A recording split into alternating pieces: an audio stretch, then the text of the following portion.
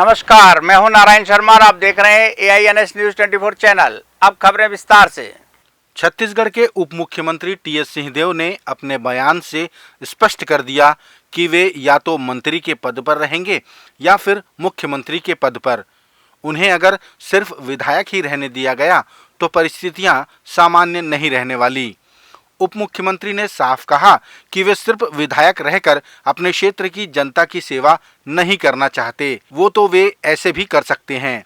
अगर ऐसा हुआ तो वे अगली बार से चुनाव नहीं लड़ेंगे।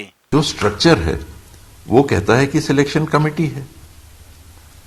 पहले तो टीम में आना कि नहीं, नेट्स के लिए बुलाया जाएगा, पहले ट्रायल के लिए, तो फिर टिकट का जो प्रक्रिया रहता है वो नेट ट्रायल का रहता है। तो ट्रायल में आप भाग लीजिए, फिर आपको मौका मिलेगा।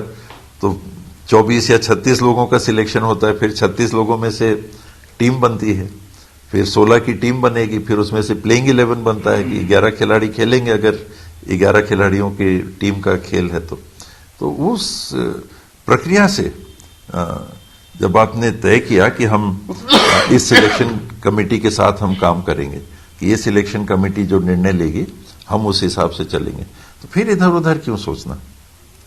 मेरा सोचना बड़ा क्लियर है इसमें कि फिर वो हाथ पांव मारना वो मेरे को नहीं जमता। सिलेक्शन कमेटी के ऊपर आपने विश्वास किया, कहा कि हाँ हम उपलब्ध रहेंगे, हम अपना पेश कर रहे हैं कि मैं चुनाव लड़ने के लिए मैंने आवेदन किया। उन्होंने नहीं कहा कि आवेदन करो, मैंने आवेदन दिया, साथियों ने कहा, वो बात अपनी आपस की है, अपनी टीम की है। जब मैंने आवेदन किया और उन्होंने कहा कि खेलो, तो उन्होंने तो ये नहीं कहा कि मुख्यमंत्री बनने के लिए खेलो, उन्होंने तो ये नहीं कहा कि मंत्री बनने के लिए खेलो, उन्होंने तो कहा कि विधायक का टिकट आपको दे रहे हैं, जीत के आओ।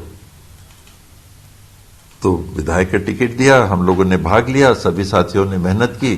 अगर चुनाव जीते तो विधायक, बहुमत आया पार्टी का प्रदेश में, तो मंत्रिमंडल के लिए मैं बिल्कुल चाहूंगा कि मैं विधायक के रूप में काम नहीं करना चाहता ये 5 साल, ये 100% है।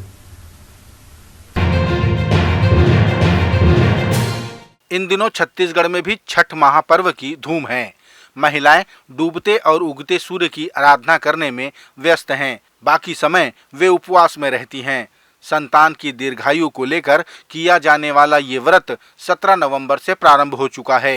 ये व्रत इस बात का संदेश देता है कि अस्त के बाद उदय जरूर होता है।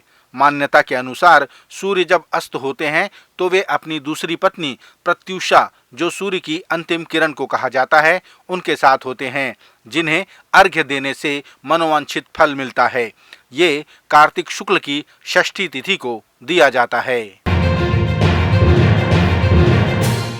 चुनाव खत्म होने के बाद छत्तीसगढ़ के पूर्व मंत्री व भारतीय जनता पार्टी के रायपुर दक्षिण के उम्मीदवार ब्रजमोहन अग्रवाल ने कार्यकर्ताओं से मुलाकात की और सभी को धन्यवाद दिया। उन्होंने कार्यकर्ताओं से कहा कि हमारे प्रचार में बाधा डालने की बहुत कोशिश की गई, लेकिन उन्हें न तो उसमें सफलता मिली और न ही परिणाम में सफलता मिलेगी। पूर्व मंत्री ने कार्यकर्ताओं को आश्वस्त किया कि 3 दिसंबर को फिर से एक बार दीपावली मनाएंगे। 3 तारीख को सब कार्यकर्ताओं की जीत होगी, रायपुर की जनता की जीत होगी। मैं सभी कार्यकर्ताओं को बहुत बहुत धन्यवाद देता हूँ, बहुत बहुत आभार करता हूँ। और 3 तारीख को हम सब उसके बीच में तो मिलते रहेंगे, परंतु 3 तारीख को हम सब उत्सव मनाएंगे, फिर से दीपावली मनाएंगे। भारत की पूर्व प्रधानमंत्री स्वर्गीय इंदिरा गांधी की जयंती पर उन्हें याद किया गया। कांग्रेस जनों ने प्रदेश भर में प्रियदर्शनी स्वर्गीय इंदिरा गांधी की प्रतिमा पर फूल चढ़ाकर उनके अमर रहने के नारे लगाए।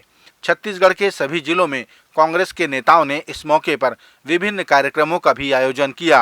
राजधानी रायपुर के राजीव भवन में प्रदेश प्रभारी कुमारी शैलजा ने स्वर्गीय इंदिरा गांधी के छायाचित्र पर पुष्प अर्पित कर उन्हें स्मरण किया। भारतीय जनता पार्टी के पूर्व मंत्री अजय चंद्राकर ने एक सभा में कहा कि भाजपा के संकल्प पत्र का एक एक शब्द गारंटी से भरा है, वो भी देश के प्रधानमंत्री की गारंटी से। उन्होंने कहा कि प्रधानमंत्री की गारंटी वाले महतारी वंदन की हुंकार सुनने से ही मुख्यमंत्री बेहोश हो जाते हैं, क्योंकि कांग्रेस ने जनता से किए गए वादे पूरे नहीं किए और तो और अपने इस चुनावी घोषणा पत्र में बदलाव भी कर दिया। माताओं को सम्मान किसने दिया? आपके लिए घर, आपके लिए स्वच्छता, आपके लिए सौभाग्य योजना में बिजली, आपके लिए नल, हर घर नल, घर घर नल, आपके लिए महतारी वंदन। एक महतारी वंदन का हुंकार, एक वचनबद्धता देश के प्रधानमंत्री दिखाते हैं तो यहां के मुख्यमंत्री बेहोश हो जाते हैं, पूरा घोषणा पत्र के लिए आते हैं। अरे आपने पिछली बार कहा 500 रुपया दूंगा, आपने पिछली बार कहा किसानों को 1000 और 1500 रुपये मुआवजा दूंगा, मुआवजा बोलता हूं पेंशन दूंगा। आपने वृद्ध नागरिकों के लिए कहा कि 1000 रुपये और 1575 वर्ष के होंगे उनको 1500 रुपया दूंगा। कहां गई आपके गंगा जल की सौगंध? बिलासपुर में छठ पूजा के अवसर पर घाट में गंगा आरती की गई, जिसमें बड़ी संख्या में श्रद्धालु शामिल हुए। डूबते सूर्य को अर्घ्य देने के बाद गंगा आरती प्रारंभ की गई। इस मौके पर नगर की महिला और पुरुष बड़ी संख्या में उपस्थित रहे। छठी मैया के पूजन और गंगा आरती को लेकर घाट की विशेष सजावट की गई, जो देखते ही बन रही थी। ये थे आज के प्रमुख समाचार। आप देख रहे थे हमारा लोकप्रिय YouTube चैनल AINS News 24।